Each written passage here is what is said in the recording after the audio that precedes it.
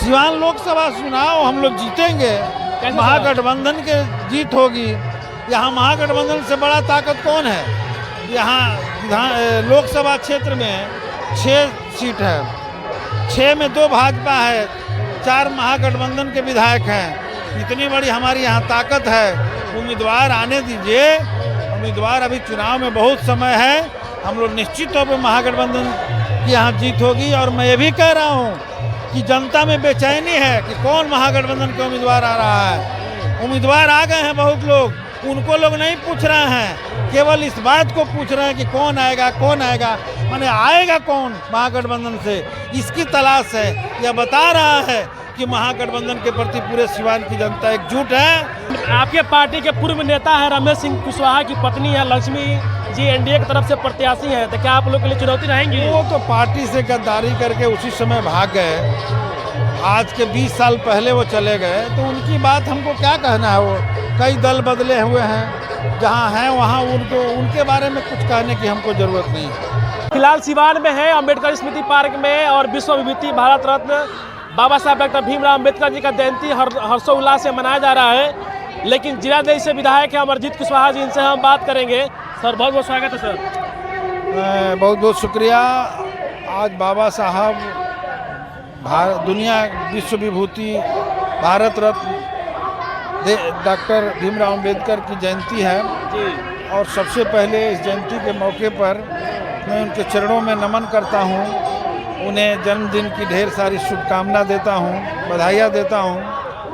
और साथ ही साथ उन्होंने अपने दौर में जिस लड़ाई को आगे बढ़ाने का काम किया था, उस लड़ाई को आगे बढ़ाने का संकल्प लेते हुए, उनसे प्रेरणा लेते हुए, आज की परिस्थितियों में देश की जो हालात है, वो ऐसे में बाबा साहब की प्रासंगिकता जो और बढ़ गई है। जैसे आज हम देख रहे हैं कि देश में उस समय बाबा साहब ने जिस खतरा को बताया था कि हमारे देश को अगर हिंदू राष्ट्र बना दिया जाएगा तो देश के लिए सबसे विपत्ति का दिन होगा।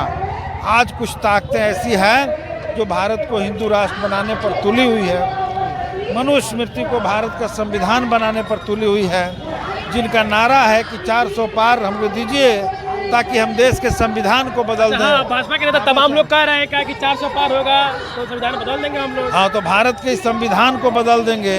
तो बाबा साहब ने जिस संविधान को दिया, बहुत लड़ाई लड़ने के बाद ये संविधान हमें मिला, जिसमें सबको बराबरी का हक मिला है। वोट देने से लेकर के जीने खाने से लेकर के हर चीज़ का बराबरी का हक मिला है।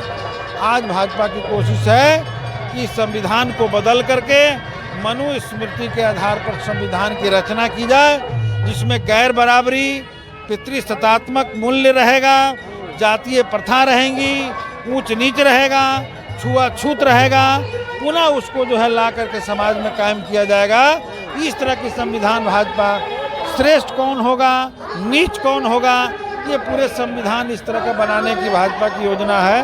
और आज हम समझते हैं कि बाबा साहब के जयंती पर हमें संकल्प लेने की ज़रूरत है, समाज के सभी लोगों को, कि हम ये संकल्प लें कि वैसे ताकतों को इस देश से बाहर करें और बाबा साहब के संविधान की रक्षा करें।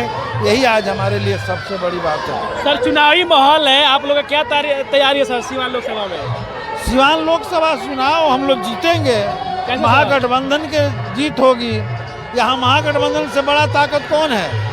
यहाँ लोकसभा क्षेत्र में 6 सीट है, 6 में 2 भाजपा है, 4 महागठबंधन के विधायक हैं। इतनी बड़ी हमारी यहाँ ताकत है। उम्मीदवार आने दीजिए, उम्मीदवार अभी चुनाव में बहुत समय है।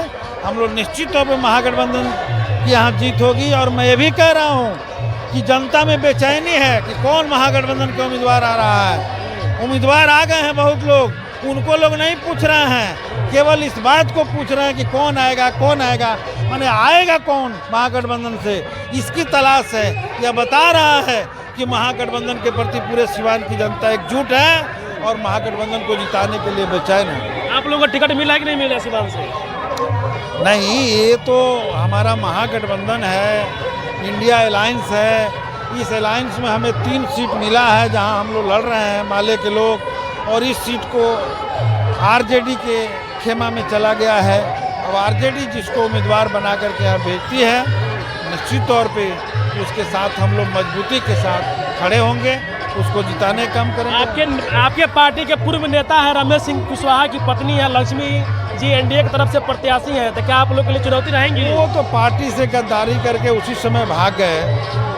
आज के 20 साल पहले वो चले गए, तो उनकी बात हमको क्या कहना है। वो कई दल बदले हुए हैं, जहाँ हैं वहाँ उनके बारे में कुछ कहने की हमको ज़रूरत नहीं है। क्या मुद्दा रहेगा आप लोग का लोकसभा चुनाव में? देखिए, लोकसभा चुनाव में अभी हम लोग का घोषणा पत्र जो जारी हुआ, उसमें साफ लिखा हुआ है कि सबसे पहला मुद्दा है रोजगार।